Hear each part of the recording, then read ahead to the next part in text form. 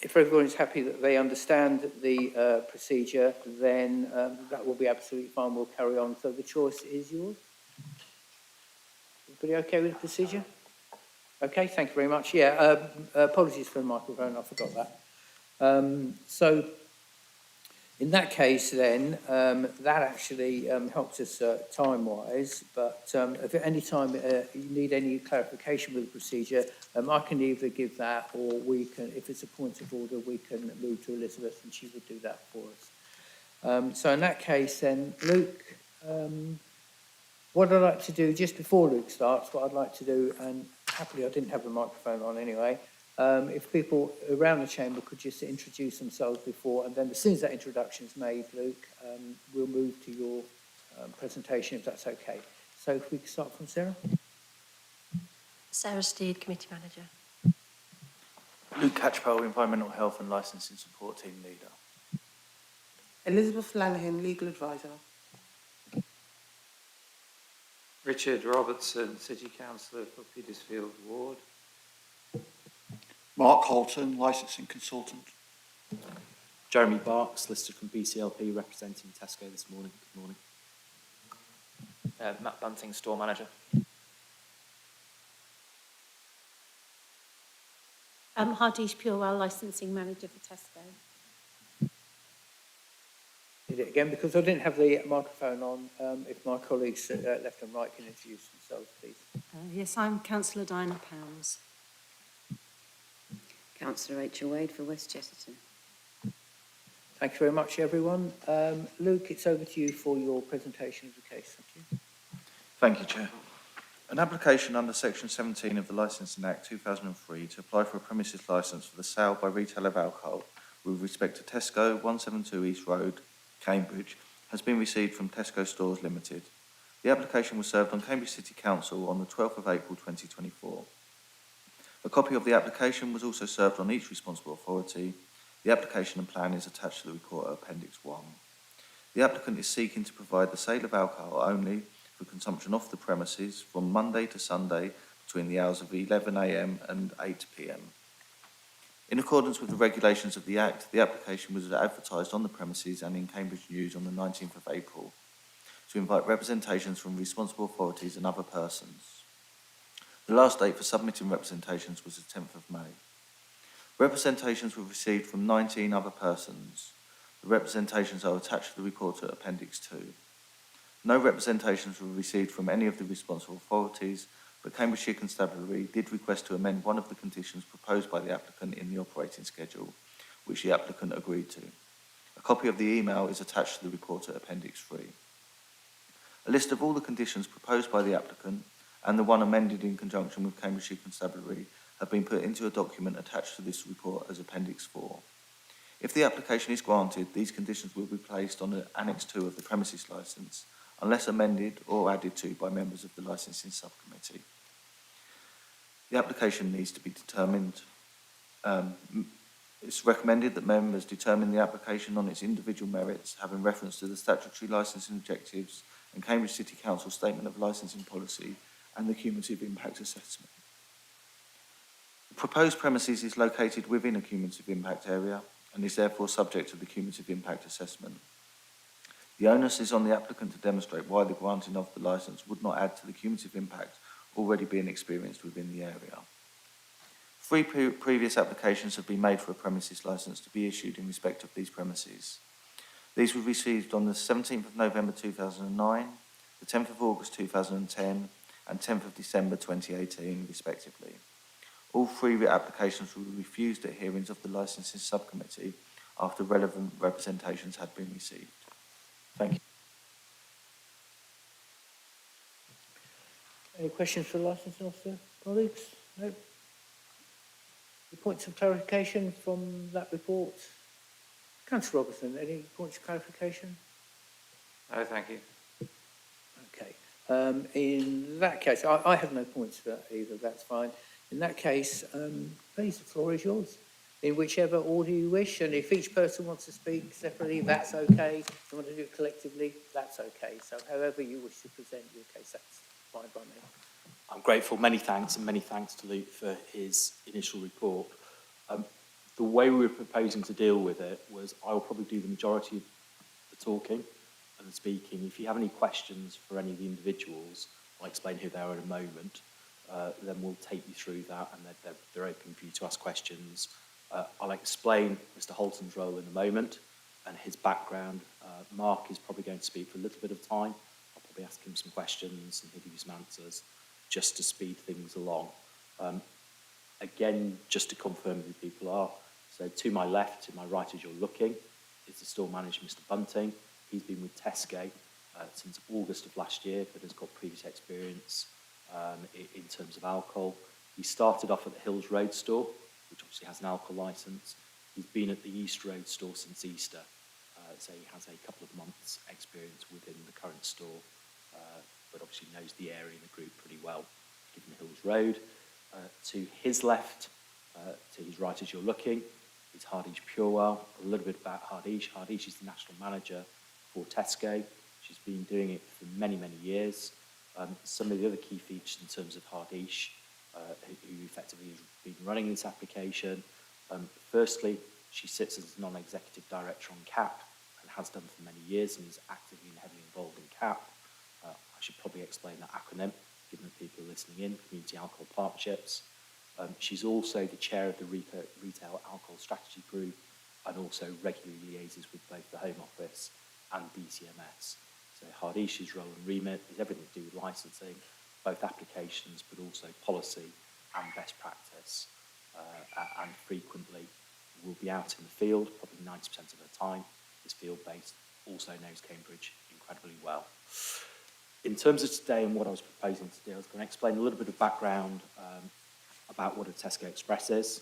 I was going to explain a little bit of background to this application because I think it's quite important, take you through some of the key steps and features, and then very, very briefly, but I am aware that people are listening in, just address you on what I think the legal tests are and why we think you should grant a licence, etc. And there'll be a bit of input from others. So in terms of Tesco Express, it's the smallest format that we operate. All of the stores are in the small store format, so effectively less than 3,000 feet squared trading area. Tesco has operated this format pretty much since the late 1980s. It has iterated this format over the years, and effectively we now like to think that it's a very successful operation, but also is one that has so many safeguards and principles and policies in that where we open, we like to think that we know we can do so well and without causing any significant problems. There are probably 3,000 stores in total in Tesco, to give you an idea of the total numbers. The idea behind it is it's to service those who are either living or working in the local area and who will typically be looking to buy their next 2 to 3 meals. So the average customer probably takes away somewhere between a bag and a bag and a half in old money. People don't tend to use bags anymore, but to give you an idea of what they are effectively buying. Within that, obviously as part of meals, where stores have alcohol, then they will buy alcohol as part of that. And the alcohol range is very carefully designed to be small and limited and fit in with that profile. So the majority of the offer is red and white wine. There is an incredibly limited spirit range in those stores that have an alcohol licence. So typically only 5 or 6 spirits. You might have a whiskey, you might have a brandy, you might have a gin, etc. And then there will be beers, lagers and ciders as well. With beers, lagers and ciders, unless it's a craft beer, we don't tend to sell in less than 4 packs. That has been something we've done for years and was part of us helping to combat street drinking and other things. So lots of different things that we do in relation to that. Tesco likes to think that it is sort of the bastion of best practice and quite often introduces steps and measures that others follow. And I'll give you some examples of that when I go through some of the safeguards, etc. I think probably the key question in the room is why now and why have we come back, etc. And I'll try and help and address that. So a number of things have changed since the last application. The first of those, which got us to look and revisit this application, was COVID. And during the COVID period, we had quite a lot of customers who were coming to the store saying that they were slightly disappointed they couldn't purchase alcohol. And explained the reasons why and explained that it was in the cumulative impact policy area. But that got us to reconsider and think about this. So it probably started in about 2020 in terms of properly looking at this and working out whether it might be appropriate and what that might look like. There was a lot of involvement from senior management within Tesco, but also I had input together with Hardish in terms of the steps that we might look to see as to whether or not it was appropriate. Key to all of that, we thought, were the police, in the sense that if the police were going to object, there would be 0 point in coming back and applying. And at the same time as this was progressing, we obviously had other stores that had been granted within the market ward area, the city centre cumulative impact policy area. So one at Christ Lane and the other at Petty Curie slightly later. So Christ Lane 2019, Petty Curie in 2022. Both of those had limited hours, extensive conditions. The police did not object to them, and I suspect that was largely why they were granted. Again, we were analysing those stores quite carefully. They're in the same ward. They probably, to some extent, face more challenges because it's a busy part of the city centre, and they simply don't cause problems. And again, something I checked with Luke, and Luke has no record of either of those stores having any record of any complaints against them. So again, that was part of the background. One of the other steps that we undertook, and this is where I can explain a little bit more about Mark, is we decided that we would do our own independent research in relation to this and to carry out some observations. So when Mark speaks, I'll get him to give a bit more background, but Mark Holton achieved the rank of inspector within the Met Police as acting inspector, I think, when he was at Richmond. He was also in charge of, or had a large licensing function, so started his career in Westminster in clubs and vice, effectively with little nightclubs and dealing with licensing. He then was one of the first people in the Westminster Police licensing unit and was instrumental in setting up the first cumulative impact policy area effectively within Westminster, which then made its way through to the government guidance. So Mark has a wealth of experience and also has a number of qualifications in crime prevention, etc. Mark was tasked to carry out some observations in late 2022 and did so over a period of 3 weeks and 7 occasions, covering about just shy of 30 hours to get a feel for the area, the other stores, what was going on, looking at the proposed application, and to give a view effectively whether these premises, with a premises licence, would they be likely to act to the existing cumulative impact, and you'll hear from Mark later. Clearly that report was again instrumental and led to further discussions between Hardish and the police, and the police indicated that they would be comfortable with an application provided that we got everything right, which we did. Again, we didn't lodge it immediately. We wanted to look and see what the direction of travel was in terms of cumulative impact and other things. And again, the store was due to have a refit, so we wanted to coordinate it with that too. So we lodged the application, and clearly none of the statutory authorities have made any objection to this. I'll come back to that, but I think it's quite key and critical that effectively the people upon whom you rely for the cumulative impact assessment, the police, do not object to this, nor do any other statutory authority. Licensing don't, environmental health don't, trading standards don't, all people who would deal with issues that might affect issues of cumulative impact or have concerns. And I think that's quite significant. Again, historically, Hardish has got a relationship with Jimmy's and has spoken to them. So again, Jimmy's has been mentioned, I think, in some of the representations. They do not object to this application again. It does not surprise us because we had discussions with them many moons ago around the hours, etc., and the conditions they would expect to see in situ and in place. Again, within the reps, I think it was mentioned of the local school. The local school does not object. Again, we suspect in large part because it's a very well thought out application and the hours have regard to the location of it and the issues that may or may not be within the area. So in terms of some of the best practice that I said I'd mention, and you will be familiar with some of this, and you might say, well, okay, we would expect that anyway, but I think it's still important. We operate a Think 25 policy. We were the first company as a national off licence to introduce an age restriction policy at all. We did so in the late 1990s, before the Licensing Act 2003 was even a thing. We were also the first company to move it to Think 25. So again, when I talk about best practice, that's what we do. The way the system operates at the moment, it's linked to the tills. There's no difference, save for one thing I'll come on to, between a self-service checkout and between an ordinary till.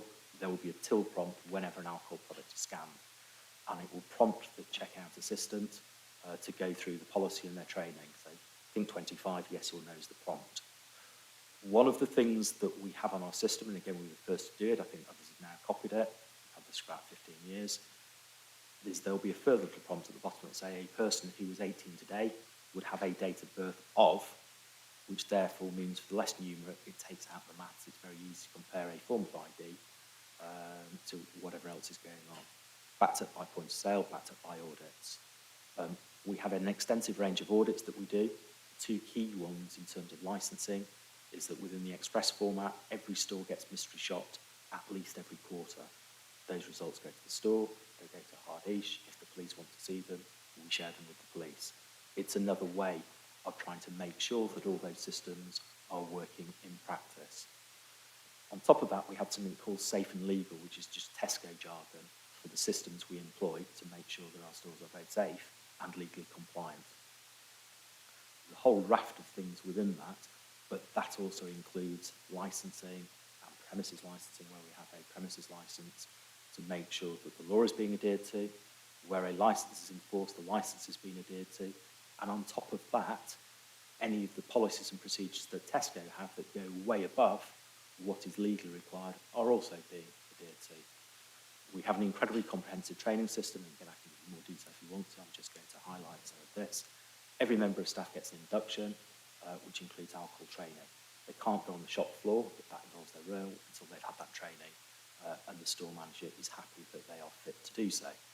As part of the Safe and Legal, they will then get refresher training in relation to alcohol, and again, as far as I'm aware, it is still the only training within the off-licence sector to have won the National Training Body's Good Practice Recognition Scheme Award, so the British Institute of Innkeeping. So again, recognition of what we do, again, it's best practice. Members of the management team also get conflict resolution training, amongst many other forms of training, not because we think they're necessarily going to need it, because we like to empower our staff with the right skills and the right training so that they're able to do their job in whatever way they need to. In terms of policies, two key policies that are relevant. We have incredibly detailed responsible retailing of alcohol policies that are contained in many different places. But in essence, what we aim to do is we train and empower all members of staff to refuse any sale of alcohol where they have any concern whatsoever. There is no incentive to sell alcohol. It's not part of bonuses. It doesn't form anything like that. There is a reason to adhere to good practice, because if people fail any of our metrics, not necessarily the law, but our own metrics, then that would count adversely potentially against any bonus element. So we use that quite carefully to encourage the right behaviours within the store, and our experience is that overwhelmingly it works. We have another policy called You Say No, We Say No, which means if a member of the public is aggrieved that they've been refused and complained to a member of the management staff, even if the member of the management team would have come to a different conclusion or decision, they will always support the refusal. There is absolutely 0 point training and empowering people to refuse the sale of alcohol if you are then going to overrule them. And again, within this format, it goes back to the fact that alcohol is intended to be part of that shop for the next 2 to 3 days. 95% of our sales of alcohol are linked to the sales of other goods. So these are not stores where people are just coming in, I think, in old money. It's giving away my age. I'm sure you're all far younger than I am, but it's not a traditional offie in the sense that it just sells alcohol.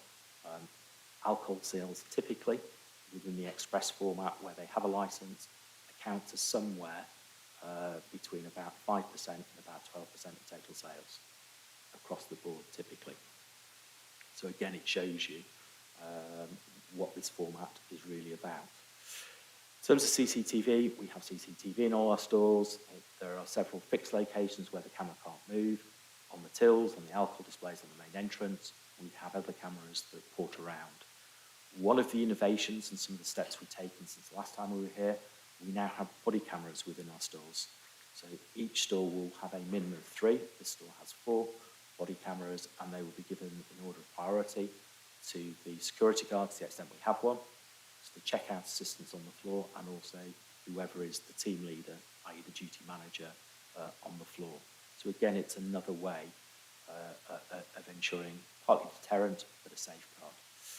All members of staff as well have headsets, so they can communicate between each other, etc., etc. In terms of alcohol, the range, I've already said, is quite limited. It's specifically designed for this format. If you went to a superstore, you would probably find over 1,000 different types of alcohol that are available. You can do different things in a superstore, high levels of staff, etc., etc. Within an express format, it's typically around 90 to 95, and it's very carefully selected, having regard to local features. The displays also get a lot of care and attention, and we make sure they're well away from the main entrance, but in good visibility of the checkout desks and till areas. And again, if you were to look, I think, the plan, you will find in your committee papers at page 34.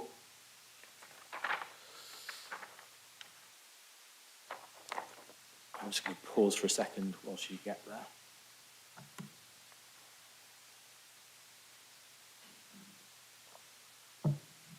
So what I've done is I've got the same plan, but I've blown it up at A3 and I'll put some colour on it. So if you look at the plan that I'm holding for a second, you'll see this is East Road. This is the main entrance here. These areas hatched in green are potential alcohol displays, where there will be lockable cabinets. This area here is where spirits will be displayed, which is behind the counter. You have the checkouts there and the self-service there. That makes sense. But again, that is something that is a fairly standard design principle that we have developed over many, many years in the sense of designing problems out of our premises. So again, no surprise that that is the sort of format. And again, the police have seen these plans, more than happy and comfortable with them. I'll come on to the conditions at the end. In terms of security, obviously, were you minded to grant a licence, we've agreed a condition with the police. It's condition 5 in the amended conditions at page 61, which requires a security guard to be on site at all time when licensable activities are being provided. In terms of staff numbers, we have a management team of 5. So we have Matt, who's the store manager, plus 4, and then we have 12 other members of staff. The reason it's only 12 is because they're all full-time. Normally, it would fluctuate depending on the full-time, part-time mix. So at the busy times, you might have 5 or 6 members of staff on duty within the store. Again, it gives good coverage, gives good protection. In terms of antisocial behaviour, which is obviously relevant, our stance to that is we simply don't tolerate it. If people behave badly, we ask them to stop. If they won't stop, we ask them to leave. If they won't leave, we will intervene, either via our own security, I'll come on to that in a moment, or we'll call the police, and we will ban people, and they will not get back in again. We operate something called a rogues gallery. Again, some of the things that Tesco have looked at and done in terms of best practice is a few things since last time we were here. So first and foremost, all the stores now control the door, so they can lock the door and control access, so it can be person by person at any time of the day. This particular store, in line with lots of others within Cambridge, will typically control that door before, I think, 8:30 in the morning, roughly, and after 8:30, 9 o'clock in the evening. So it just means that you can look at the person and decide whether they're coming in or not, which again is of great benefit. We also have a panic alarm button. I'll explain how that works in a moment. And there's a speaker behind the till that links the panic alarm. Something that was set up, and Hardeesh was instrumental in this, was something we call the hub. So at Daventry, we have a dedicated hub system, which has various people, security trained people, and other support people who are there 24/7. And if a panic alarm is pressed, it links directly to the hub system. And there will be radio contact between the hub and the store. The hub can effectively port into the CCTV, the speaker behind the door, and can also control the door as well. And so they will try and assist the store, might be calling security, I'll explain that in a moment, or alternatively calling the police, or making certain announcements over the speaker system to anyone who might happen to be trying to cause trouble. So again, another huge step that has gone forward. And again, in stores that don't have any conditions, we operate this across the whole country. It's something we rolled out probably 2.5 years ago, Hardeesh, I think, roughly. On top of that, we also implemented a local security system. So within each area, If it's a big enough metropolis with enough stores, then we actually will have local sort of mobile guards, as it were. And we'd have these in Cambridge, so on duty there's normally 3 of those at any one time. And should they be called or the panic alarm pressed, then they can get to the store. Their target time is to be there within 15 minutes. I think for this store they're typically there a lot quicker should they ever be called. But they will also visit the stores regularly. They don't just sit in one place and do nothing and be trying to make a positive impact. The other benefit of them is in stores where we have a security guard. If the security guard needs to take a break, you can swap out with one of these local guards. So again, something that goes some significant way to moving on that best practice next stage. I'm not particularly aware that Hardee's may be. I don't think any of our competitors are particularly at that level of where we've taken things to. So you can hopefully see in terms of lots of things that have been different since we first applied. I think the other thing as well, as mentioned before, absolutely zero statutory or responsible authority objections to the application. The other thing that has changed has been the cumulative impact assessment. So again, if you look at the cumulative impact assessment, a number of key features from that. So dealing specifically with the city centre and market ward. In fact, before I get to that, at the start of Appendix 4 on page 2, the statement from the police is, in general, alcohol-related crime and incidents have decreased across the city by 14.9%. So the position is markedly better than it previously was. And again, a lot better than it was in 2018. When one looks at market ward, again, on page 4, and some of the stats there has been a significant decrease in the number of crime-related incidents, over 40%. And yet, crime-related crimes are fairly static. When you look at the heat maps within the policy on page 5, the overwhelming majority of the incidents are within the city centre and well away from the location in East Road. Again, within this policy, it talks about the times when the incidents are occurring and the drain on the police resources. And they tend to be late at night. The 2 biggest periods that account for 25%, approximately, of all the incidents are between, I think, 11 at night and 5 in the morning on both Friday nights and Saturday nights. Again, the hours for this store, well within that. And obviously we have a very specific alcohol range that's been designed. When you then look at the conditions that have been offered, so if you look at page 61 of the committee papers,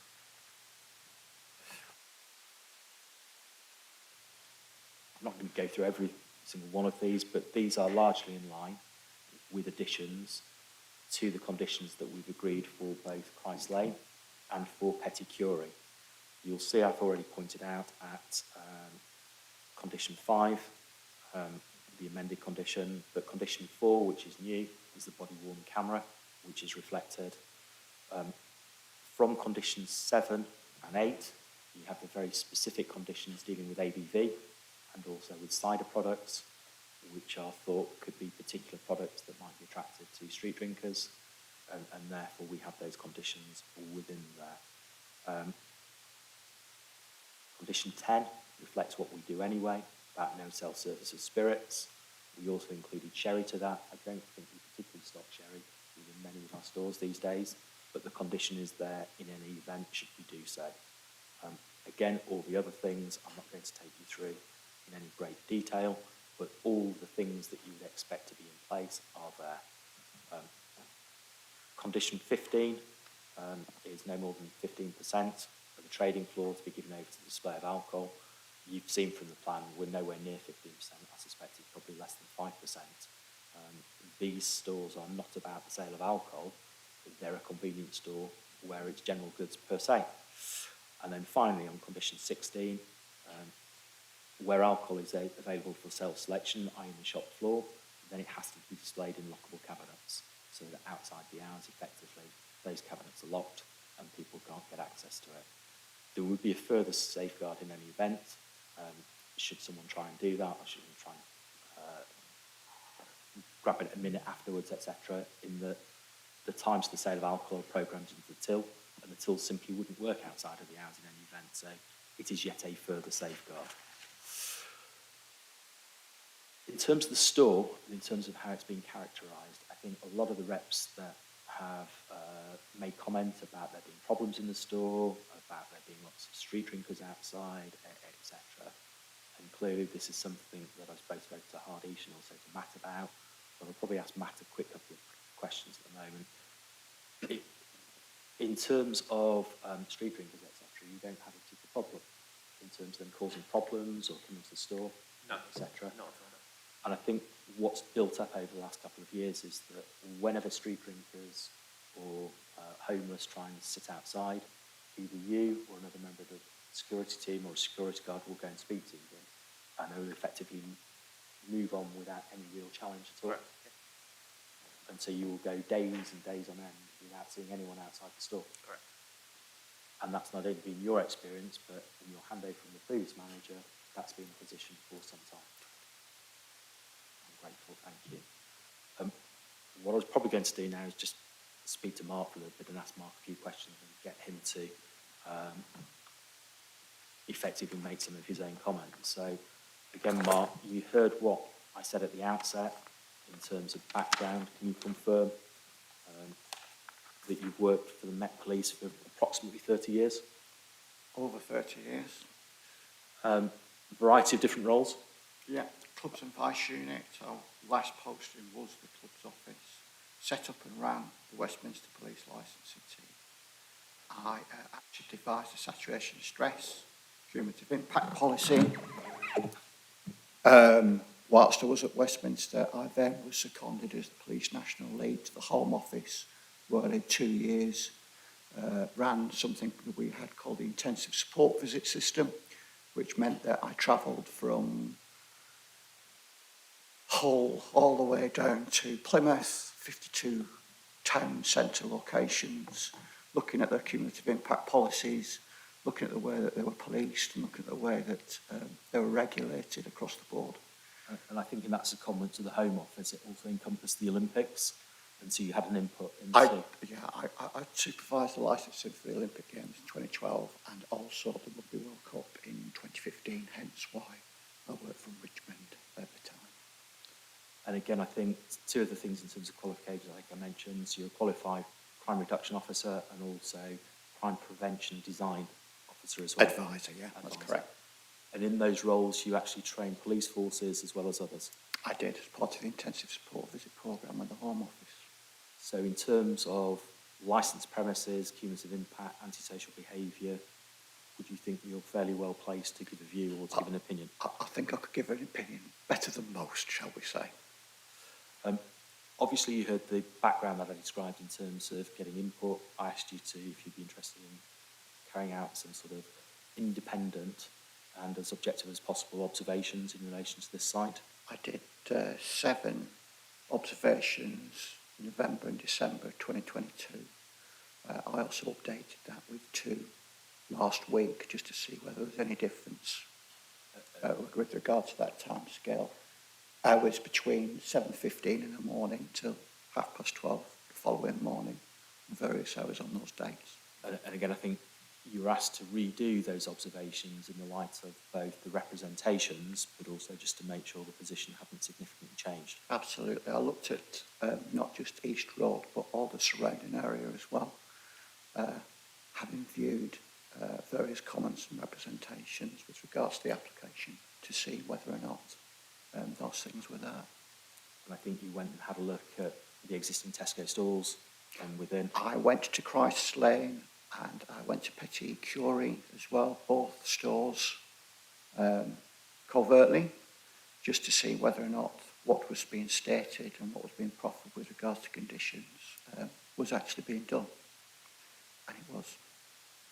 And again, in terms of your conclusions when you did your report early 2023 and when you've done your further observations now, do you think these are premises that are likely to add to the existing cumulative impact? At the end of my first set of observations, I said, no, I don't think it's likely that this licensable activity allowed at Tesco's will have a negative impact on the cumulative impact. And since subsequently, as a result of last week's observations, I stand by that opinion. I don't think that it's likely that there will be any impact cumulatively on that area. And all the extra things that Tesco are doing with the hub and the local security, does that reinforce that view or detract from that view? Or? I think Tesco's is one of the best that I've seen with regards to the systems that they've got in place. All the staff have headsets. They're all communicating between each other. Staff were also wearing body cams whilst I went in, which is quite unusual. You don't see that very often with staff. Security, yes, not with staff. All the security were SIA registered, badges clearly displayed, body cams on their person. CCTV coverage looked, from what I could see, to be covering most of the area. With regards to Christ Lane and Petit Curie, there are conditions on there with regards to alcohol being so many metres away from entrances. I think it's 3 that it says conditionally. One was 10 metres, the other was 12 metres away from the door. For me, the main thing here is the type of alcohol that's being sold. My problems always used to be shops that used to sell more than 5.5% ABV if it wasn't a particular craft, or the rather larger bottles of, shall we say, cheaper cider, were the ones that the street drinking people were more than likely to consume. Tesco's don't sell it, and either of those stores. Grateful, Mark. What I was going to do now is just quickly address you on some of the legal principles that I think apply, and then if you have any questions of anyone, please feel more than free. So again, I know you're an experienced committee, but clearly this is being recorded live. We also have the ward councillor who's objecting. So yes, there is a cumulative impact assessment in place, but if you look at paragraph 4.14 of that policy, I'm going to read it, you don't necessarily have to look at it, etc. This absolutely reflects the government guidance which governs how these policies should be implemented and operate. This cumulative impact assessment will not be used, and then the first bullet point is an absolute. So quite clearly, you look at each application on its merits and what's gone before, etc. It is partly immaterial. And then it goes and says, and for applications that are unlikely to add to the cumulative impact on the lighting objectives to be granted. And that's the sum of it that we say to you here today is this application for these premises, with all the policies and all the procedures, are unlikely to add to the cumulative impact within the area. You have additional support for that, and I'll address you on that in a moment, but it's largely from the police, but from others as well. As I say, I'll come back to that in a moment. You then have support for that principle in your policy because it almost identically reflects the government guidance issued under section 182 at paragraph 14.44. So quite rightly, you followed that test. The further thing within the government guidance, which I think is important, is at paragraph 9.12, which deals with responsible authorities. And it quite rightly sets out that each of them is an expert in their own field, and therefore they should be the starting point and you should take a lead from them. And some case law I'll mention in a moment too. So the very fact that on the key licensing objectives, so for crime and disorder, most people would say the police, for prevention of public nuisance, probably a combination of police and environmental health, protection of children from harm, trading standards, as we all say, public health a little bit, none of them object, and therefore you are entitled to place great weight on that. There are 2 cases that I'm sure your legal advisor knows that both relate to the police. One is called McCall, one is called Kavanagh. And again, they not only suggest that you can place great weight on the views of the police, including a lack of objection, but actually that it is the right thing to do so. And so, given all you've heard from Tesco, given what you've heard about the store, the limited alcohol range, all the excellent best practice systems, the views from Mr. Holton, and the lack of objections from any of those statutory authorities, particularly the police, who are, in essence, I've described them as being, in part, the custodians of the policy, we would encourage you to grant the application as applied for, and we believe it will be consistent with your licensing policy. Thank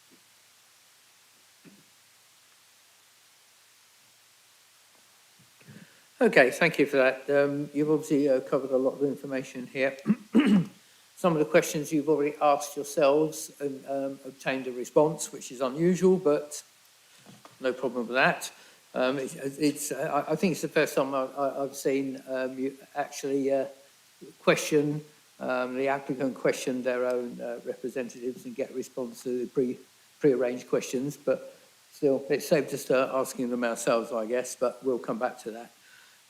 So, councillors, do you have any questions? Okay, Councillor Pounds. Thank you. Thank you for a very clear report. And I do beg your pardon, I didn't catch your name. Matt. Matt, I wonder if I could put a scenario to you and you could answer me as to how you would deal with it. So we have a scenario in the middle of the day when a group of people come in and they want to buy alcohol, maybe a few of them. They are old enough, but the assistant on the floor suspects that they are either have been drinking or that they may be misusing this alcohol, and uses his or her discretion and says, no, you can't buy it. And then they object and start to get very difficult. Can you just talk me through how you as a store manager would deal with that situation? In that situation, I would go out to my team, request the security guard to come over with us. The sale would be refused because we don't sell alcohol to people who are already drunk or getting to that stage. That would be a refusal straight away. And then we would ask them to leave the store. And if they refuse, what's your procedure? If they refuse, we would again ask the security guards to assist us, and if not, we would contact the police. Thank you. Yeah, and then I wondered if I could just ask you one question, Luke, please, that's come to mind. It's to do with the recent cumulative impact, which has just been decided, hasn't it, for the next 3 years on this area. Were you involved in that? Are you a part of that officer team as well, or is that a different officer team? Yes, I was responsible for drawing up the assessment in conjunction with others. The police fed in evidence, which has been added as the appendices. But yeah, myself would have been drawing up the sort of wording of that assessment. Thank you. Sorry, could I didn't catch your name, you're expert from the Met Police. Mr. Holton. Okay, that's great. Could I just ask you a quick question? You've done 30 hours of research and you've done covert observations, etc. I don't know if this was your remit, but did you engage with any of the local community as part of that research? It was an overt observation, so no, I didn't speak. All I did was observe. And another question, if I may. How many Tesco's employ security guards, would you say? Is it standard procedure now? So yeah, I'm probably best to deal with that rather than Mark. So I would say probably 80% of our Tesco's have security at some point of the year. So it doesn't mean that they'll have it permanently all the way through. I'll give you some examples. So what every store does, even if it's in the nicest area with no trouble or no crime stats, is they will carry out a security assessment every 8 weeks. It's again part of our policy and procedure. And we look at all the available information, stats, etc. Store manager will input into that together with the area manager, and we will come up with an assessment.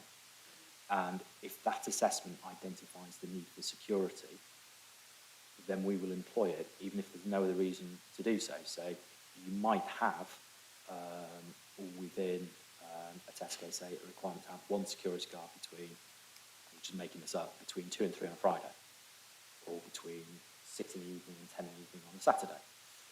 If that assessment identifies the need either for a higher number of security guards between that period or an extended period on more days, then we'll do so. So the best example that I always give of this is we have a store in Ascot. It's on the high street. And it's probably about 300 metres away, might be a bit more, might be a bit less, than from a very famous racecourse that for 1 week of the year gets incredibly busy. So on the alcohol licence that we have for that store, there is no requirement for security. And for 51 weeks of the year, there is no need for security. But for 1 week of the year, we have 2 security guards from very early in the morning through to just after when the store closes. And we do that for a couple of reasons. One is because of the assessment that we carried out, and also secondly because of our relationship with the police during that week, who they say that we would quite like you to do so. So I'd probably say about 80% of the stores have some form of security, but it isn't as a result of a condition, and it could be for a particular period of the year. So Christmas might be an example, but it's not just something where we statically go, okay, we've looked at that store, we never need to look at it again. As I say, there's a rolling period. On top of the 8 weeks, if something happened within a store, then again, that will trigger a number of different things, one of which would be a revisiting in advance of the 8-week period of that security risk assessment. If that makes sense. I'll just ask a second question, please, Chair. Obviously, it's laudable, staff safety is so important. The number of measures you've got here, you've got body cameras, a door, if I understand it, that can be shut in emergency. You've got a link to the hub system. You've got a panic alarm button. You've got some floating on-call security guards. And that presumably is an accurate reflection of how you feel that the requirements of the store in this particular location on East Road. Is that quite typical, would you say? So I wouldn't say it's necessarily a full reflection of the requirements of the store. I'll come back to that in a moment. But actually what we try and do is where we roll out systems and procedures, we'll roll them out across the whole estate. Because what we're seeking to do is push best practice across everything. So I'll give you 2 examples and then I'll come back specifically to this store. So when you look at age verification in Think 25, I think it was a couple of sites in Doncaster that we did this, where we looked to move it to Think 30 and trialled it, and then we discussed it with the police around the country, and it was perceived that there was no benefit between Think 30 and Think 25, so we didn't do it. But again, there was no real push nationally or whatever to do these sorts of things, but it was something where we looked at it quite carefully with a view to then rolling it out nationally. So in terms of these steps that I'm describing that are within this store, they're within all the Tesco Expresses across the country. So it's been rolled out in the sense that from any number of different bases, it's a good thing to do. So it provides comfort to the staff in the sense that they've got support both from the head office and also local security. Having headsets means they can speak to each other much more easily. Having body cams is a further deterrent. There's also good evidence in the event there's an incident, etc. And the ability to both control the front door, so it's not just trapping people in, etc. We've the rights to do that, but to control access in and out, so that at certain times of the day, if the store thinks there's need to do that, they can effectively communicate with the person at the thing, say, okay, only 2 of you can come in now. And it's a very good way of controlling that. So then applying that to East Road, if you were looking at East Road and designing things where there's been alcohol licence, yes, you'd probably want a lot of these things to be in situ and to be here. But that's not the overriding reason why we've done it, but that's why we've moved to these systems, etc. So the way I would look at it, again, to try and explain this a little bit more, when Tesco is considering taking the site, it'll look at a vast amount of information and data, as you would probably expect. So one element of that data will be crime statistics. So if we look at an aerial location and don't think legitimately on our assessment, but we have ex-police officers that work at head office, etc., and we have a number of different reports, if we don't think we could trade a store with alcohol, we won't take the site. Now that's not to say that we will necessarily get a licence. It's obviously a privilege and we have to come and apply and we treat it very, very seriously. But in essence, all of these systems, to some extent, are designed to deal with the more significant problems wherever they might be in the country. And so, going back to that store in High Street, Ascot, they will have access to all of these systems, and they're all in situ and all in place. If you were to look and assess what the need levels were between, say, that store and, say, taking a different store somewhere else, probably can be different. But we still do it because we just think, okay, this is the way in that we can move on best practice and make sure that we're 100% confident that we're going to promote, in licence terms, promote the licensing objectives, but in better terms, that's part of our good neighbour principle. We want to leave the least possible impact and footprint on the local area, and that's a key part of that. It might sound a little bit trite, but if you look at all the systems over the years and the things we've done and where we've been the first to do it, it's just part of that ethos about trying to get it right first time. Does that make sense? One final question. Matt, you've got 5 or 6 permanent members of staff in store. All my store team are permanent and full-time.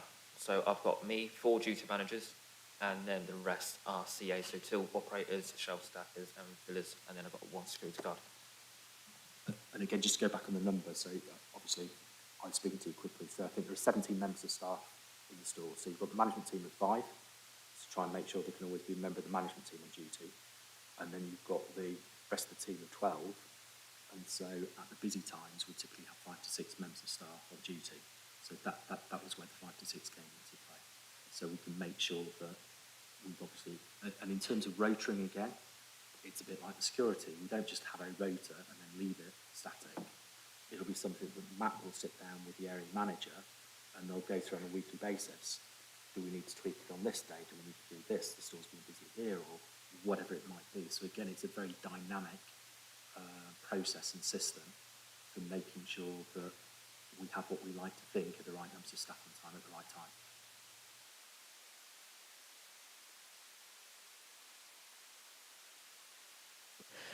Okay, thank you for that. Just go to, I've got a couple of questions of my own, which you won't be surprised to hear, I'm guessing.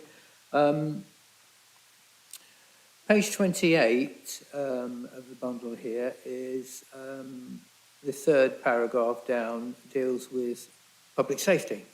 So one of the licensing objectives.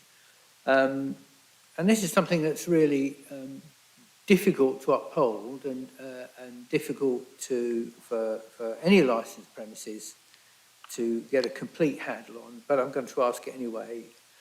And that is because we're talking about public safety, we are talking about cumulative impact area, and with greatest respect, we're not talking about how Tesco's successfully or otherwise run their premises. And they're obviously a very successful business, so they would be all over the country. But we are talking about these licensing objectives to the community and how the community actually respond to those and look to us to uphold them. So under the public safety, very simple question that I'm guessing that will be on most people's minds is that once the customers leave the shop, so you've got some really robust systems, that's for sure. I've been in the security game an awfully long time myself. I know how all that works. So you've got some really laudable processes there. There's no question about that. But once customers leave the shop, so they make a purchase, they leave the shop, it's very difficult and sometimes almost impossible for a retailer, whoever they are, to actually keep a handle on what happens to those people and how they dispose of that alcohol once they leave the shop. And that is one of the main aspects that I know the residents will be looking to us to uphold the accumulative impact area for their safety. So once they leave the shop, you can get third-party sales, of course, people coming in and buying for younger people, standing, 20 metres down the road. We've all seen that.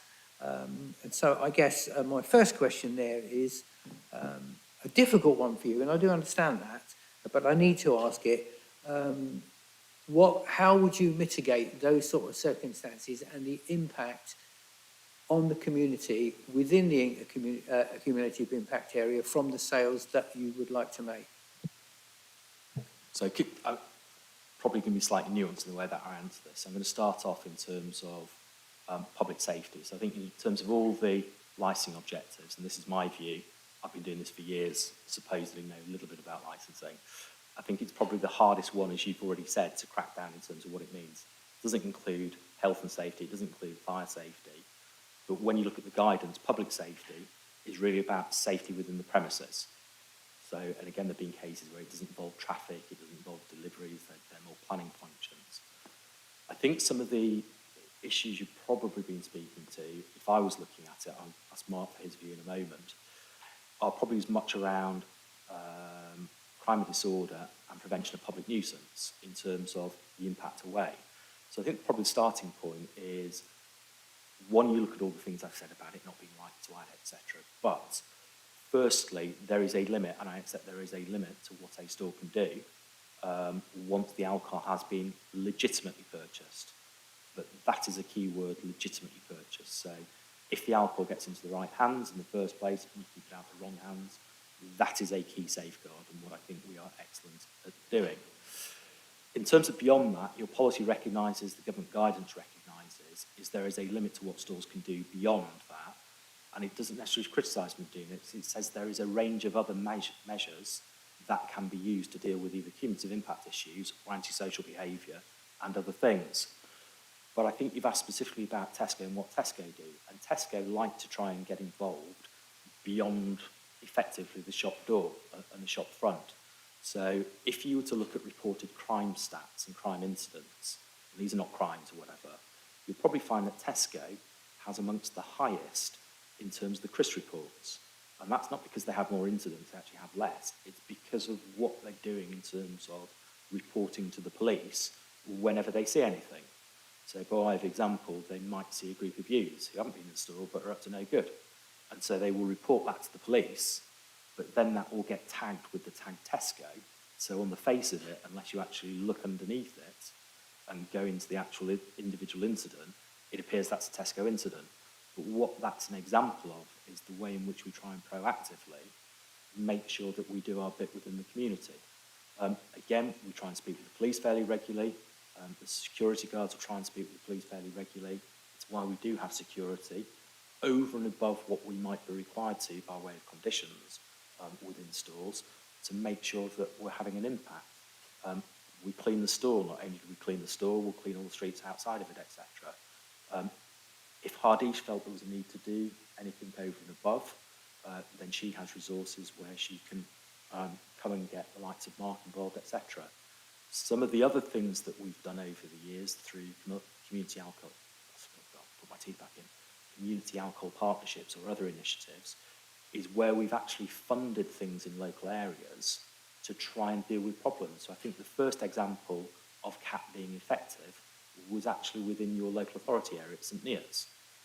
And this was about 2007, and Hardish was involved with that, where we funded people going into schools and explaining what the harms of alcohol was, because there was a particular issue in St Neots, no suggestion it was linked to us, with children drinking alcohol in playgrounds, etc. And so there's a range of different things that we can do, but I do accept your point, there is a limit. What I'll probably ask is Mark, who's got 30 years experience in terms of what you've seen and what would be expected to do, how would you rate Tesco and what you've seen of them and what they do? I think an important aspect is again, the type of alcohol that's sold at the venue. It's just not attractive to persons that are going to be causing antisocial behaviour outside that store. I mean, you've got another store at the bottom end of Burley Street there, one of the competitors, massive display of beer, ciders, wines, champagne, spirits behind the cash till. Nothing. I've not seen any antisocial behaviour, crime, disorder at all in and around that venue. And this one's not a million miles away, it's just around the corner. I haven't worked for that other company, but what I would say with Tesco's and what I've seen and all the policies, procedures and conditions of the proffer and everything that's in place, again, I don't think we're likely to see any negative impact on that cumulative impact policy. Not see it. And again, I don't know, Hardish, I've got one other comment, and I'll ask Hardish if she's got anything she'd like to add, but it's not unusual for us to have stores within cumulative impact policy areas. And also, it could be for historical reasons, we might have converted licences, or it could be new licences which have been granted where not likely to add. So in some areas of with some fairly significant problems. So within the area that Mark used to work, Westminster, Tesco have 23 licences, by example. Within some other areas where there are not significant problems, we have a licence and we manage it and deal with it well. Again, it's not unusual for us to be in reasonably close proximity to either hostels or other vulnerable areas, and where we need to be in contact with them, that's what we do. I can think of somewhere in that other place that has a famous university, where again, a store in a cumulative impact policy area, almost identical to this, doesn't cause problems, doesn't cause issues. And I think hopefully what we can hear from this is it's not about having one single answer. What we try and do is build a web of different things that support each other, so that if one thing, there will be something else that will step in and deal with it. And again, it's not about saying, fantastic, we've dealt with it today. It's about, okay, what are you going to do tomorrow and the next week and the next month? And also as a company, okay, you're seen as being fairly good in the market. Fairly good is obviously understated, and you've got really good systems. What are you going to do to keep that status and keep driving it forward? And the likes of Hardish and the others within Tesco, and also Matt and all the people that work there, take this incredibly responsibly. The only thing I would add is it's difficult to be the eyes and ears of everything that's going on away from the store. So this is where we would work with local residents. So if we get complaints, we would take them incredibly seriously. We would work with the police. So if the police or, say, residents say, we've seen this person pass alcohol to the kids further down the street or something, we just wouldn't sell that person any alcohol, because we can go back and look on CCTV to identify who it is.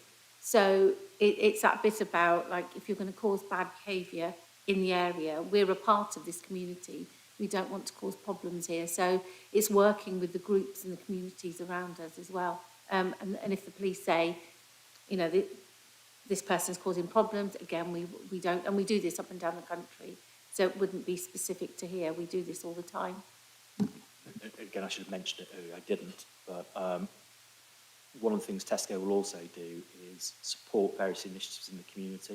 And Cambridge is no different to any other place, so we either donate money or provide other support to either upgrade various bits and pieces and things. Do we deal with every single project in Cambridge? Of course not, we couldn't possibly do that. And as part of our good neighbour policies, I've explained, I think there's reference to it, we try and have that minimal footprint. We will also listen and speak to anyone in terms of residents. It doesn't mean we'll always necessarily agree with what they're saying, but we're always willing to have that conversation. And again, lots of examples where we've reacted and done things, if you wanted to hear about them. Well, thanks for that response. I think your response is what I was looking for. What are you going to do about it? And you've given me some a good response to that. My next, in fact, it's brought me actually quite nicely, and you've already answered some of the prevention of public nuisance. You've already, and you've highlighted what you've done. The line here that you've got in the box, the company has a good neighbour ethos which seeks to ensure that the premises plays an active part in the local community. And you've illustrated some of those things that you've done. So you've in part answered some of that already. However, about this, and I do know a little bit about some of that for other reasons, so I know that's what you said is absolutely true. But this location specifically, that shop's been there quite a while. I'm not sure quite how long, but it's been there quite a while. So I think we'd be interested to hear to ensure that premises play an active part in the local community. Would you know, and you may not know this offhand, but would you know what part that this specific premises has played in the active part in the local community, and what sort of interaction you've had with that community, and what the response from that community was? And the reason I'm asking this, I'm just picking them out of the air to make it difficult for you. The reason I'm asking this is because we have had quite a few objections.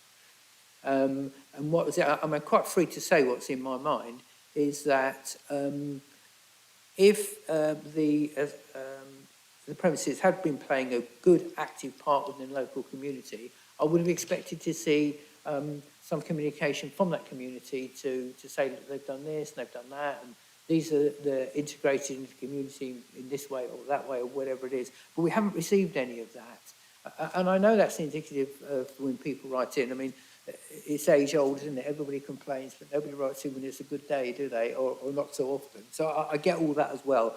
So I'm not trying to trap you or anything.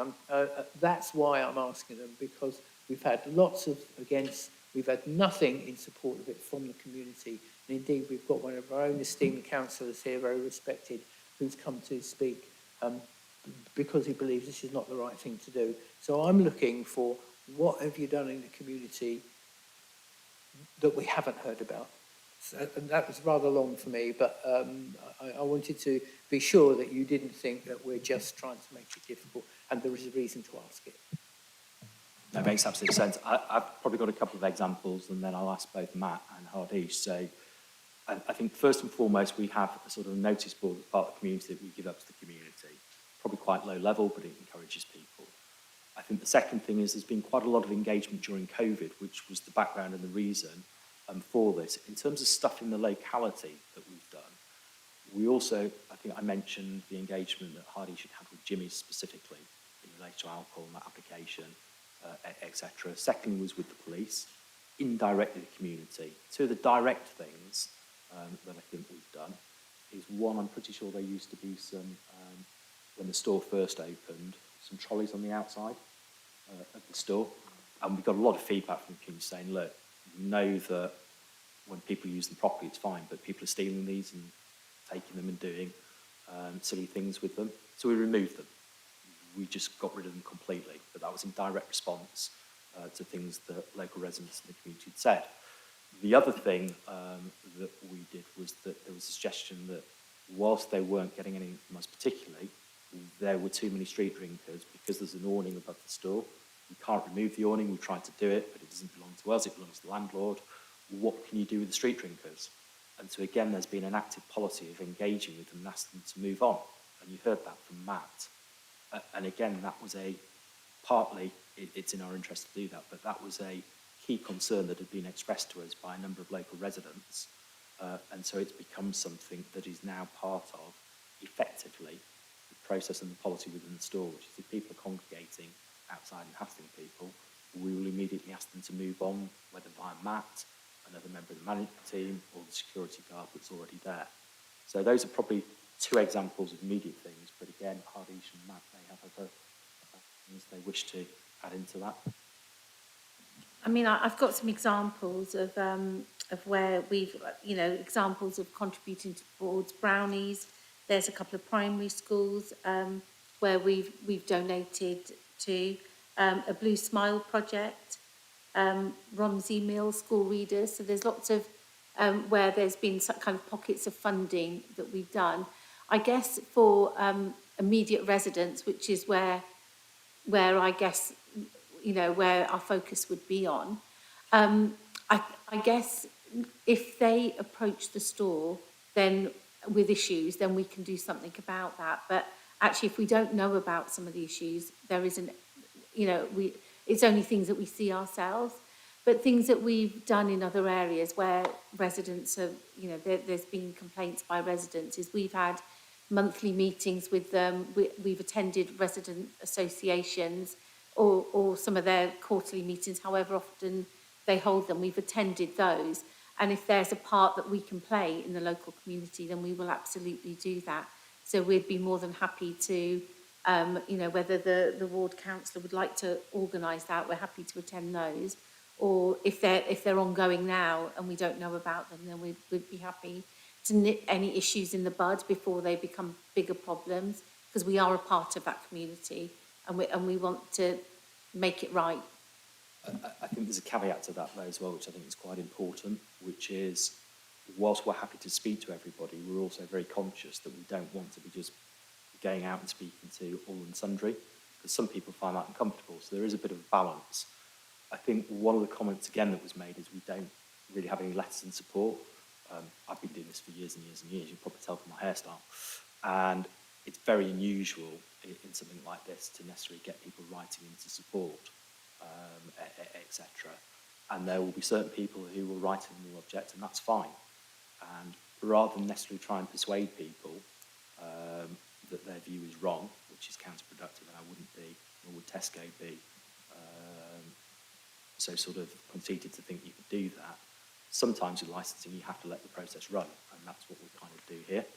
Now, what is different is, I think, in terms of that, there isn't necessarily any direct evidence of any problems over the last 6 years since we've been here, etc. And again, where people wish to engage with us constructively, then that's what we'll do. But there is that slight tension between there, because some people probably don't like the fact there's a Tesco there, and some people definitely don't want Tesco to have a licence. I get that, I understand that.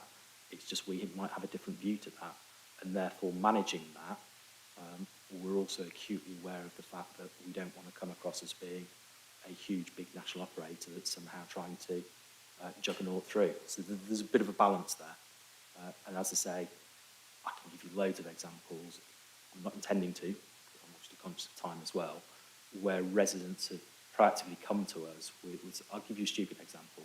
A new store that opened, and as part of the planning condition, we had certain spotlights at the rear, and the way the spotlights had been adjusted, it was actually causing problems in some of the houses, etc. So within a couple of days, we got them readjusted. So that's the sort of example of things that Hardish was speaking about. Again, sometimes we can use some of our connections and communications with the police or others for good. So if a resident's got a particular issue and say, this isn't happening, we can sometimes support and reinforce that. But as you rightly said, it's not necessarily the easiest of questions, but it's equally also something we're acutely aware of, and we try and behave in the right way. Okay, thank you for that. I've just got a couple of other questions. Ladies, have you thought of any others before I move on to Councillor? I've got some as well still. Just but... one clarification, if I may. So as yet, there have been no meetings with local residents. Is that a fair? There haven't been any meetings with the residents who've objected, and in part, that's just something where we let the licensing process flow through. And I suspect that for rightly or wrongly, we knew that some of those people who've made objections now had objected previously and felt quite strongly. And so it's a judgment call. So you might say, well, you should have done this, etc. There have been examples historically where Tesco used to do that, and certain residents didn't like it. So to some extent, that's the whole purpose of this process. It's supposed to be very discursive, which it is, so people can express their view. And as I say, we tend to allow the process to be the format for discussion, particularly if we know people might have quite strongly held views, because otherwise it's not going to benefit either party. Okay, I've just got an observation as much as anything else, but I guess part of that is that you have said, and quite rightly, I've done this myself, that you assess security needs on the amount of incidents and the location and all sorts of whole sheet loads of factors to decide at what level of security or what level of enforcement or whatever that you need from that area. Perfectly acceptable, I get that.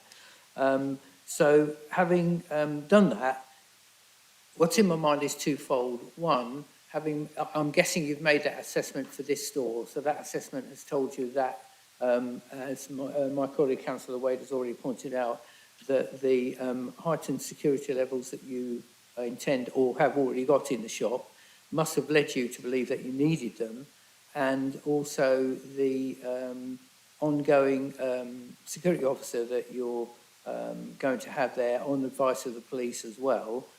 So there's a caveat that police are given to have this ongoing and enhanced security from a security officer just about at all times. That must also have been from an impact assessment within the store, or from your own report earlier on. You wouldn't have been doing it because it costs a lot of money. Why would you if you didn't need it? So there must be a reason to do it now. Apart from coming here, I want to tell us that you're going to do it. Is there a reason why you've put those things in place in this store, not in others? Because I do know of other stores who don't have that, other Tesco stores that don't have that. That leads me on to part B, and that is if, bearing in mind there have been very few alcohol-related incidents in that area, I accept that, seen that, we've got the reports. So would that then mean, if that were to continue, that you would do another security impact and decide that you didn't need a security guard and off he would go in 6 months' time or whatever? So that's the first part. And what I will draw your attention to, in the line of discussion we've just been having, on page 36 of this bundle, there is an email here from a resident, and this person is addressing some of these, is asking some of these questions. So I'll just read you just the last part. You'll know, you'll perhaps put more in context of where I'm going with all this. It says, almost the last paragraph, as far as their good neighbour policy, I've never seen them engage in the community at all.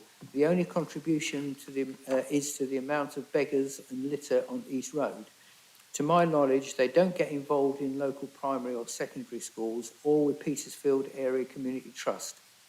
And the last paragraph, there also seems to be a certain amount of bravado amongst the current staff who have been telling customers that the licence is a sure thing.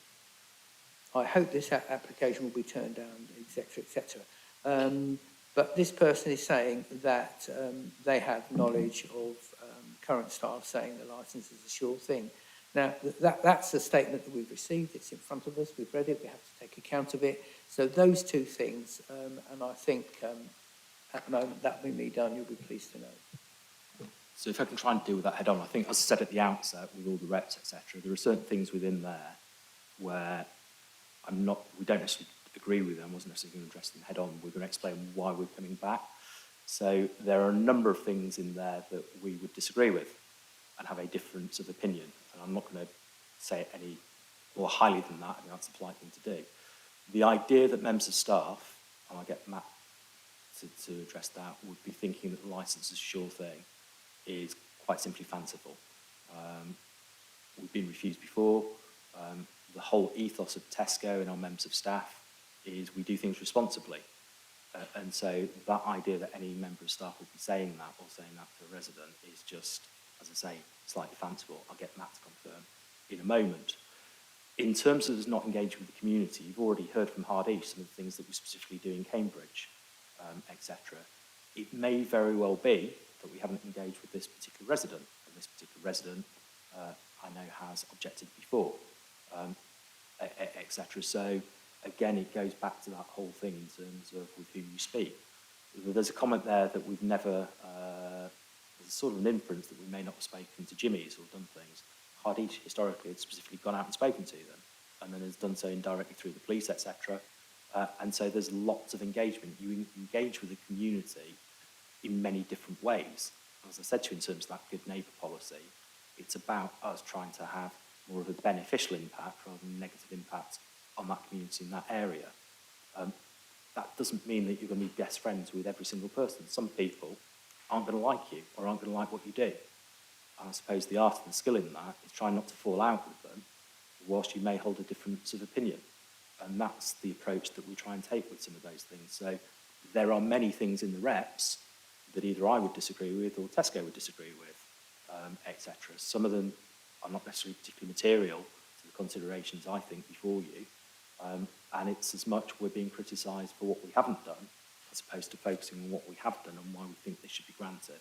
And that's the approach that I would really commend to you. But Matt, very quickly, the idea that your members of staff would be bragging to customers, etc., about premises licence being granted. Any chance of that at all? No, completely false. Not at all. So,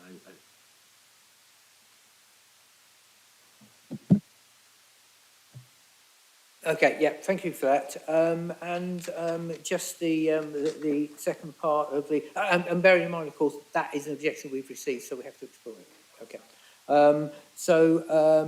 Just the your feelings on the security officer concerned. If there was, when you do your security review, what would be the chances of that security officer actually being withdrawn in line with the policy that, and quite rightly, that you need to assess the need of that. Everybody can't be everywhere. So, and I get that there will be a periodic assessment of those security requirements.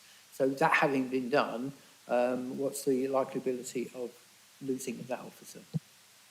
So I think first and foremost, if you grant a licence, you effectively enshrine the requirement for a security guard between the minimum hours of 11 in the morning and 8 o'clock in the evening. It's condition 5. So we can't remove the security guard at all. Okay, that is all I wanted to hear. Thank you so much. But to the extent that we have longer hours, we wouldn't remove the longer hours to the extent that we have those by virtue of doing that. And similarly, I've mentioned the fact that we have area security. That's not going to change on the basis of granting a licence or otherwise. Any questions? Luke, anything to clarify, add, anything? Okay, Elizabeth, happy so far? Yes, thank you. No, nothing to add. In that case, Councillor Robertson, the floor is yours. Yes, certainly. Thank you. Can I just firstly clarify the statement of mine in the document, page 51, I think. The map that I sent in is slightly printed wrongly, in that the red arrow points to the wrong point. I've got some corrections here. I don't know whether you...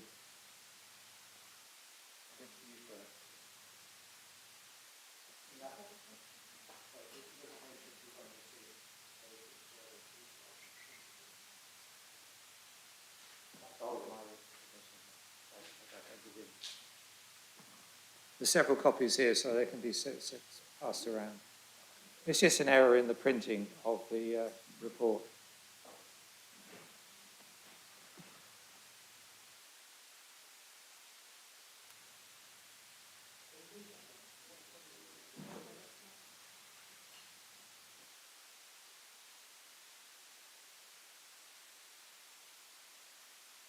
So if you look at page 51, you'll see that the arrow has moved over to the right a bit on both maps. And the effect of that is to cover up a blue blob, which is actually just outside, or just outside the store that has been the subject of this application. It's the corner on the junction of Burley Street and East Road. The other big point to mention, to clarify, is that although the store is in the city centre cumulative impact zone, it actually faces Petersfield Ward. And that's what where I represent. And that's why that map is there, showing you where the problems arise in my ward. Not in city centre. I've no remit for Petty Curie, but I do for my ward. And that's why I'm drawing this to your attention.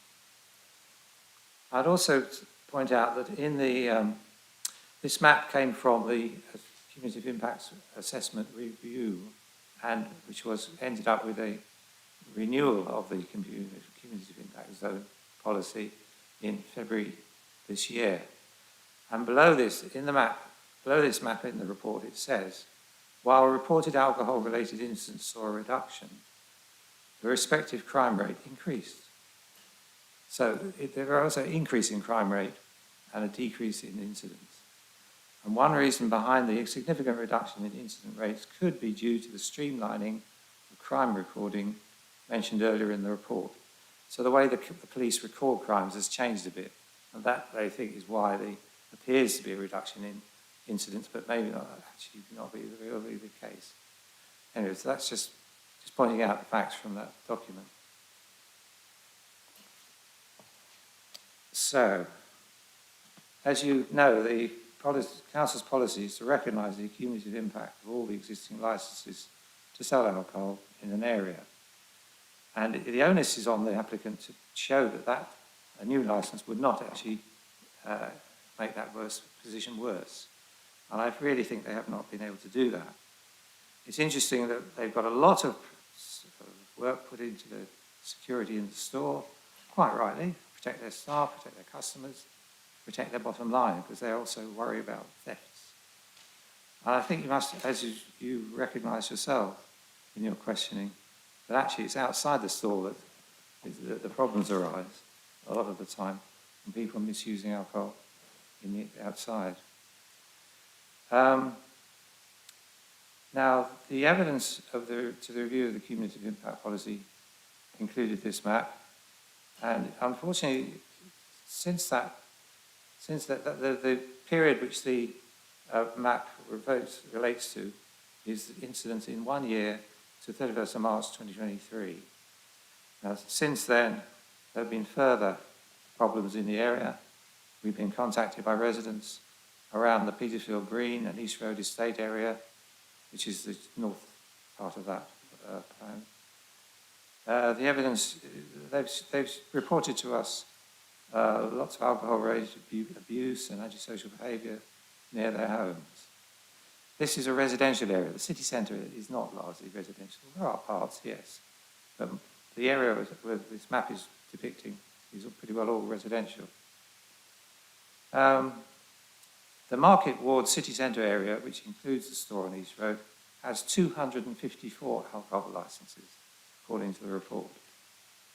Petersfield Ward, my ward, has 79 licences. No other ward in the city has more than 50 licences. We have a major area of licences in Petersfield, and adding one just over the road in East Road is not a good idea. We've got enough already, thank you. So, in response to the application, you've had a series of responses against the awarding of the licence. One from myself, one from another councillor in my ward, and one from Market Ward. And there are a load of 14 other responses from the community. Now, looking through those responses, you will see many references to the concern about the problems local residents would have if yet another store is allowed a licence to sell alcohol. The reports of antisocial behaviour, aggressive and intimidating conduct, fighting in the presence of the St Matthew's Primary School directly opposite the store, and there are also 3 play areas nearby. They all make it doubly important there should not be another alcohol licence allowed for the East Road store. The applicant made the point that the police have not objected. However, what the police are doing is supporting the cumulative impact zone policy. In the review and renewal document that we approved in February, there was a statement from the Superintendent, Adam Gallup, who is the area commander of the Cambridge Police. And it says in it, I have read the Cambridge City Cumulative Impact Policy Review 2023 policy prepared by our licensing department. I am pleased that this makes it real consideration around the key. I'm reading what it actually said. Anyway, it provides consideration around the key objectives of prevention and detection of crime and disorder, public safety, prevention of public nuisance, and preventing children from harm. Quoting again, it is my view that the cumulative impact policy is both necessary and proportionate, is underlined those 2 words, to prevent crime, disorder, public nuisance, public safety, prevent children from harm. Unfortunately, violent crime and alcohol-related antisocial behaviour remains as a significant issue for both the police and the local partners to address. We continue to spend considerable time, effort and resource tackling this. A special report on concentration of premises is seen as a vital tool in preventing further escalation of crime and disorder levels. So although the police have not objected specifically to this application, they have support for the whole policy of keeping an eye on the impact of all these licences on the people of the community.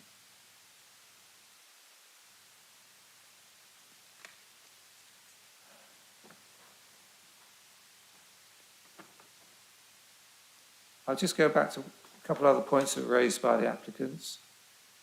They made a lot of the fact that there will be a security officer on duty whenever the alcohol can be sold.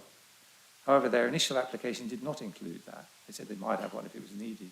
So I think they've just tried to apply a general policy. It was only the police here locally that pointed out that's not good enough. And the police, got them to adjust it to say there would be a security officer on duty. It wouldn't have been otherwise, necessarily. So I think we have to be a little bit careful about accepting everything they've said. It's only when we locally pointed out the problems that they've been improved.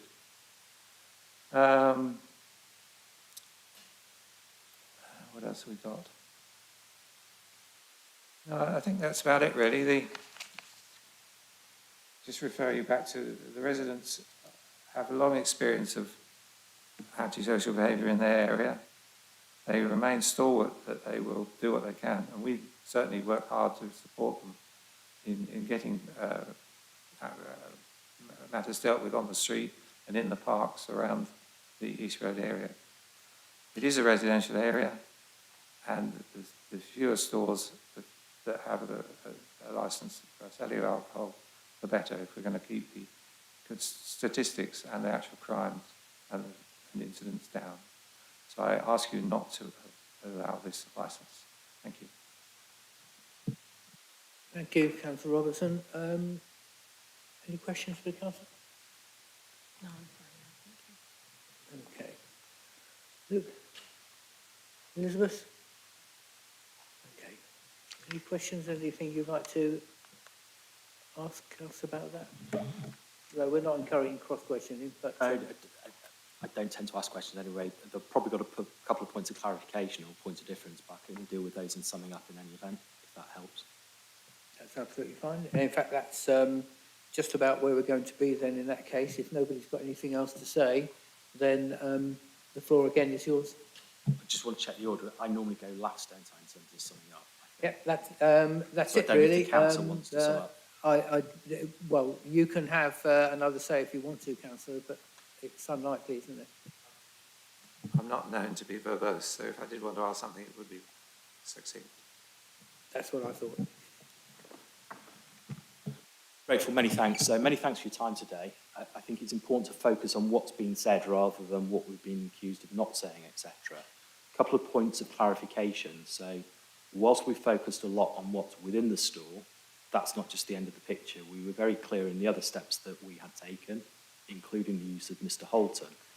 But I think the important thing in relation to that is one of the key responsible authorities in all of this, who have the best information, they have the stats, are the police. And we've liaised extensively with them. If the police had any concerns about this application at all, they would object. They quite rightly in this local authority area object to licences that they have concerns and problems with. That is their role. They simply don't do that. It's been said to you that this application is not consistent with the cumulative impact assessment. Again, I respectfully disagree. The paragraph that I read out to you, paragraph 4.14, I'll read out again. The cumulative impact assessment will not be used as an absolute. What was being suggested to you earlier is, we don't want any more. There's no need for this. There should be no more. That's not how the policy works. And then most importantly, the circumstances of each application be considered properly. And for applications that are unlikely to add to the cumulative impact on the licensing objectives to be granted. So if you're not likely to add to the cumulative impact, considering the licensing objectives, then the policy actually says at paragraph 4.14 that the application should be granted.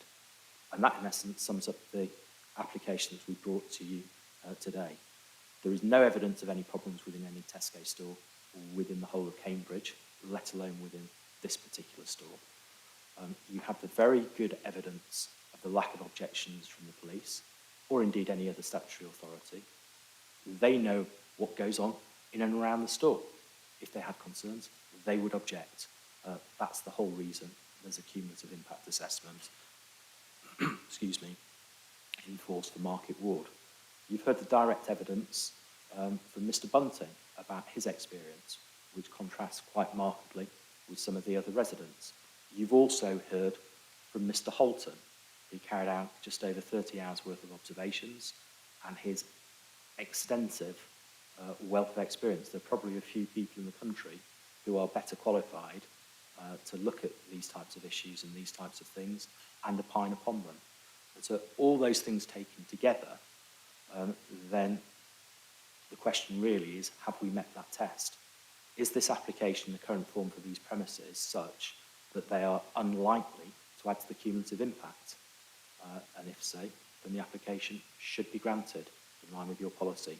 And I would hope that you agree with us on this side of the table that we think that we have provided more than enough evidence to satisfy that policy consideration and therefore would hope that you would grant the application as applied for.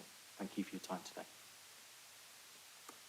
Okay, thank you so much. Then we'll retire from this room for a wee while, and we'll come back to you as soon as we can.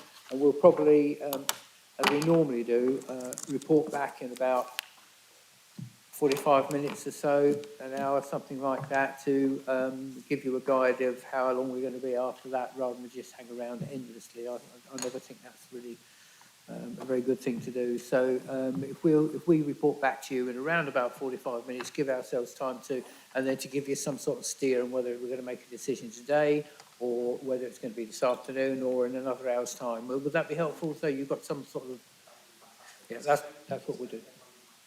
Absolutely.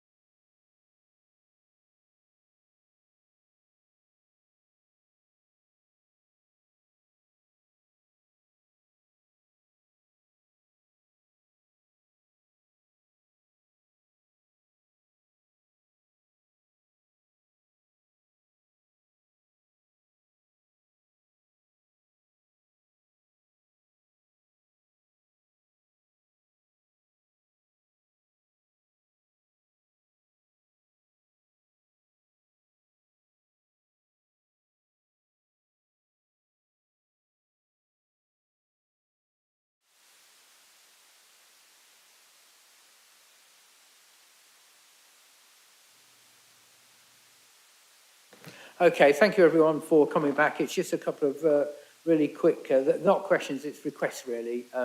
So no one's going to, we're not thinking of asking any more questions just at this moment.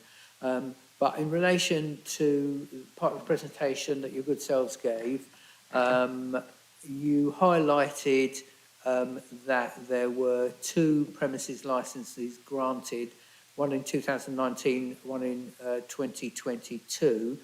And what we'd like to see a report of those. We'd like to see what those licences actually were, because obviously we don't have that paperwork here with us. So it was just to make that request, but our legal representation felt it was best to do that here openly, and so that it can see that we've asked for those 2 reports. And the second thing was, it was actually for Councillor Robertson, but he's not here now. He referred to Superintendent Andy Gallup's report supporting the cumulative impact. I remember well reading that report, but obviously I didn't know he was going to refer to it. If we'd known that, it would have been helpful, because I've got one at home, we could have brought it, but I haven't got it here in the bundle here, and I don't have a hard copy with me. So we like to, I think it was just, from what I remember, it was only a 1-pager anyway. So we'd like a copy of that, because it was referred to by Councillor Robertson, and because the 2019-2022 granted licences within the accumulative impact area was mentioned by your good selves. We'd like to see the report of that as well. So that was it, basically. List in that I have a document which contains the basic details printed off from your website of 3 licences. One is the Waitrose that's closest to us, which is and then the Petty Curie licence and also the Price Lane licence. So they're not copies of the licence, but they have the hours for the sale of alcohol and all the conditions. So if it would help, but I realise this is a document I've pulled off information. It's there already. And the reasoning behind the decisions would be handy as well, if that were... To clarify, the Petty Curie one didn't go to committee. That was just granted. So all you would have is the Parts A and Part B, which is there. The Christ Lane one did go to committee twice, didn't it? So do you want the record of decision for that rather than the... Have you got access to the internet in there on a laptop at all? Because... I haven't got my laptop with, Right, didn't okay. bring it.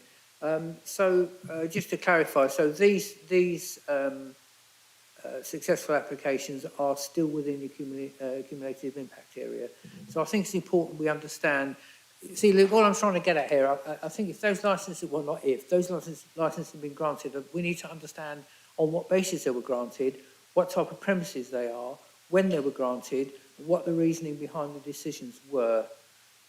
Because it is within the accumulative impact area in a reasonably recent time, and I think it's important, and in a fairness to everybody, that we understand how and why that happened, because we didn't sit on those committees, and we didn't know it was going to come up. We haven't got the paperwork. That's all it is, really, so we can track back and understand what happened under those circumstances.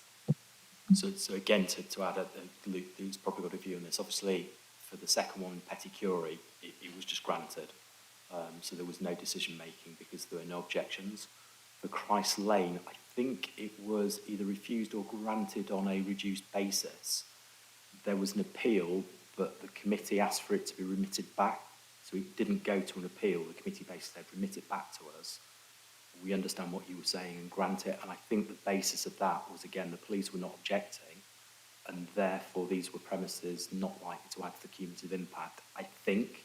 But you'd obviously need to look back.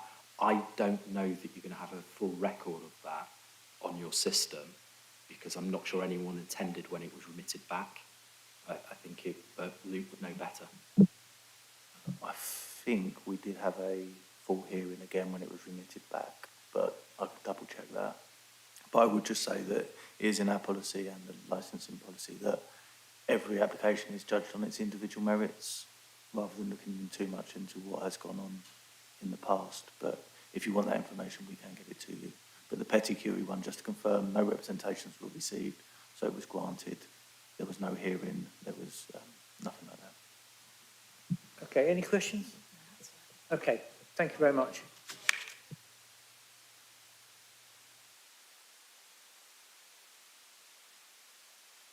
And I'm guessing we'd have the one page from Adam Gallup with supporting the renewal of the accumulative impact. Be able to get that from the minutes from the meeting of the 29th of January of the licensing committee. So it doesn't form part of the cumulative impact assessment, but it would have formed an appendix to the report that went to licensing committee. So we'll be able to print off that page. Yeah, I do remember that quite well. And it's just, again, because it was brought up as part of Councillor Robertson's presentation, and it's if we'd known that, we could have brought that, because we've all got a copy of it within the past minutes of that meeting. But that would be appreciated. Thank you, everyone. Chair, just on that last letter, whilst it's obviously a matter for you, we haven't seen that document.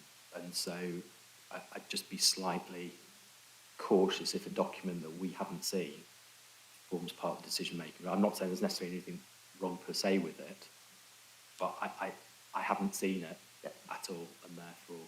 Yeah, I think you will be provided with a copy of it too.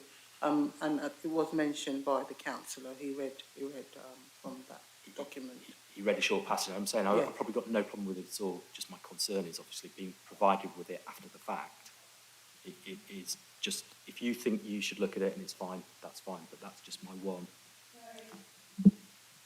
As far as I'm concerned, it's a matter of public record. It's a public document, but I see no issue at all why you shouldn't see a copy. It's just a one-pager letter from the superintendent concerning the impact area, but because it was referred to in councillor's report, I just wanted to see that again. But it is a public document, so it can be. I just don't have a laptop here, but so I can't see any reason why it shouldn't be made available to you. I think, yeah, that's their request. Why not?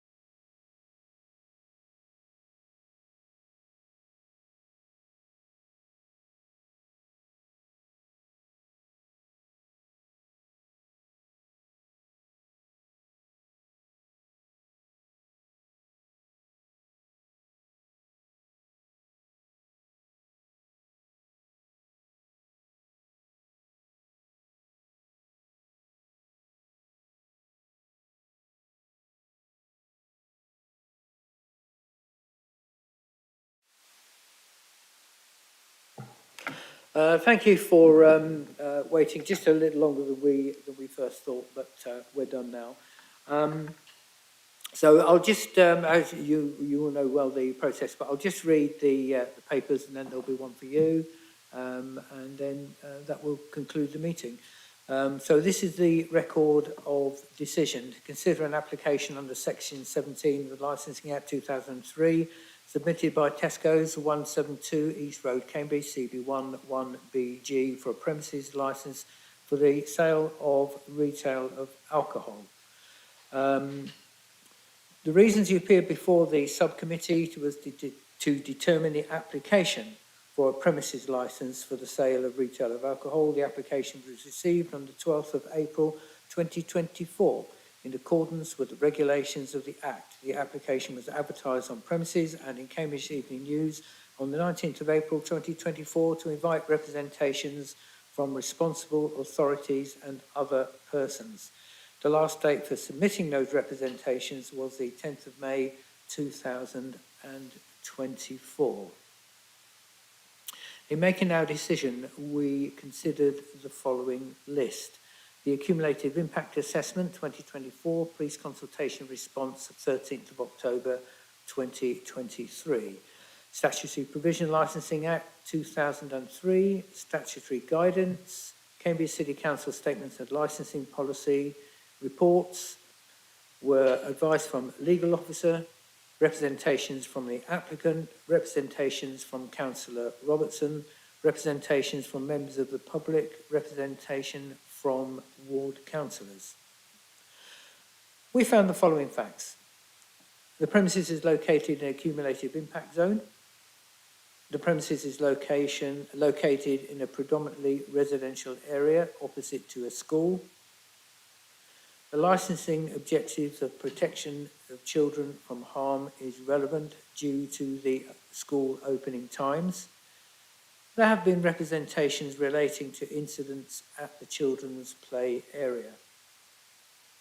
Although there are no direct objections from the relevant authorities, in particular the police, there are objections from a number of ward councillors and local residents. More importantly is the fact that the police area commander had made a report in the licensing policy consultation process in October 2023, stating, "It is my view that the cumulative impact policy is both necessary and proportionate to prevent crime, disorder and nuisance, promote public safety and prevent children from harm."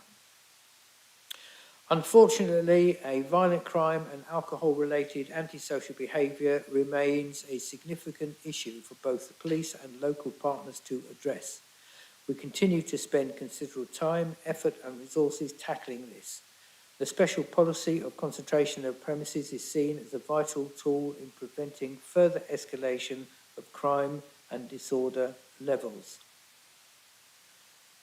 The applicants have not had direct consultation with local residents in line with their own policy.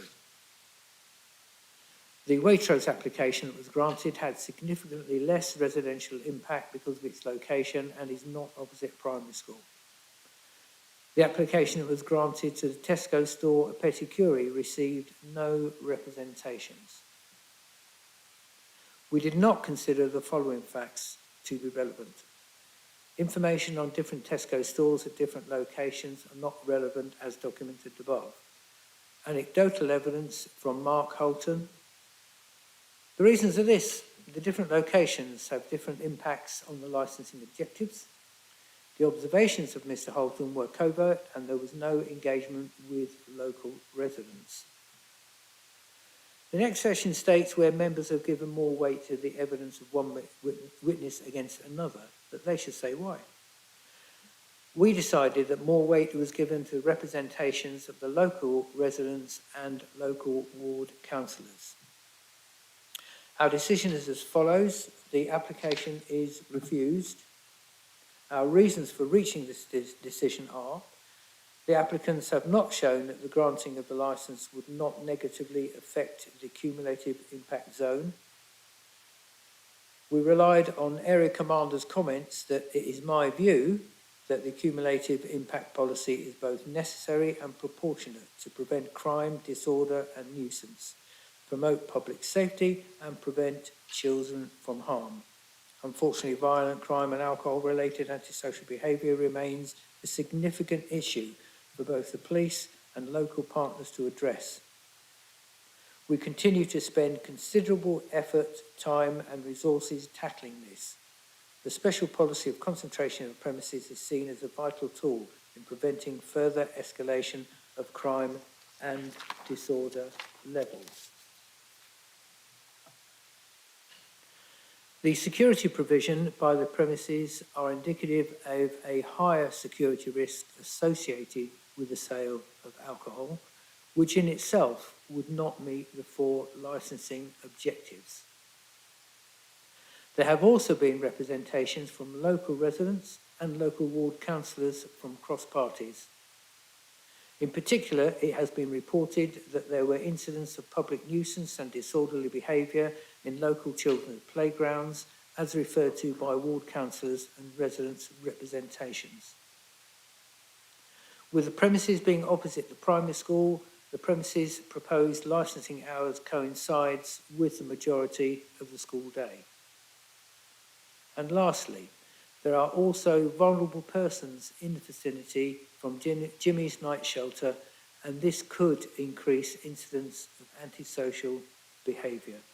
And that concludes our report for today. Thank you very much, ladies and gentlemen. That concludes today's hearing. One part out, I should say, and I'm sure you know this, but I need to read this piece out. The applicants or those who made a relevant representation have the right of appeal to a magistrates court within 21 days from the date of this decision notice by contacting Cambridge Magistrates Court, St Andrew Street, Cambridge, CB2 3BJ. I'm sorry for that omission.